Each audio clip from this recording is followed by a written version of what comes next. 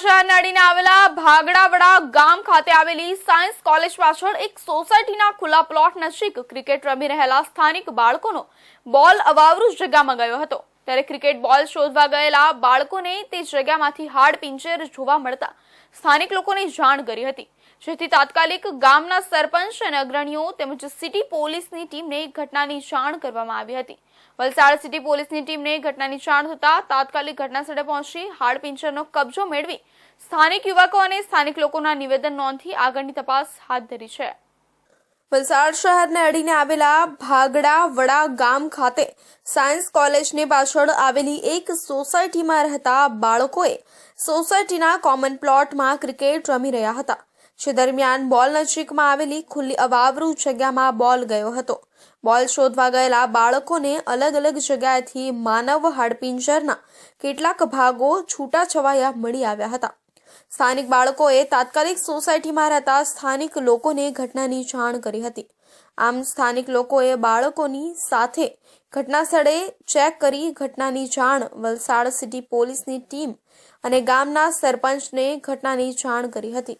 ગામના સરપંચે અને સિટી પોલીસની ટીમને ઘટનાની જાણ થતાં તાત્કાલિક ઘટનાસ્થળે પહોંચી અવાવરૂ જગ્યાએથી મળેલા હાડપિંજરનો ભાગ કબજે લઈને આગળની તપાસ હાથ ધરી છે।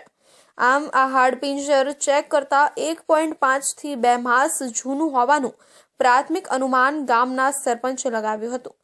સાથે આજુબાજુના વિસ્તારમાંથી છેલ્લા 1.5 થી 2 મહિના દરમિયાન કોઈ મિસિંગ હોવાની ફરિયાદ પણ ન હોવાનું જણાવ્યું હતું।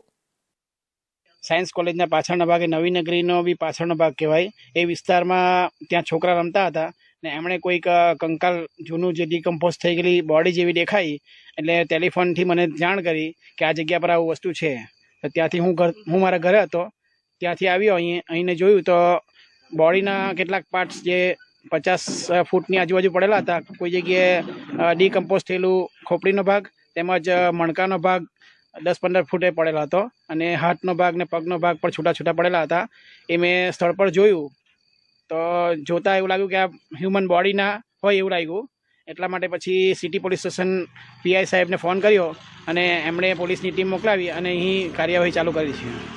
હાલ વલસાડ સિટી પોલીસની ટીમે હાડપિંજર કબજે લઈને એફએસએલની ટીમને મોકલી આપવામાં આવ્યું છે। ઘટના અંગે વલસાડ સિટી પોલીસે ઘટના સ્થળની આજુબાજુમાં રહેતા સ્થાનિક લોકોના નિવેદન નોંધી આગળની તપાસ હાથ ધરી છે।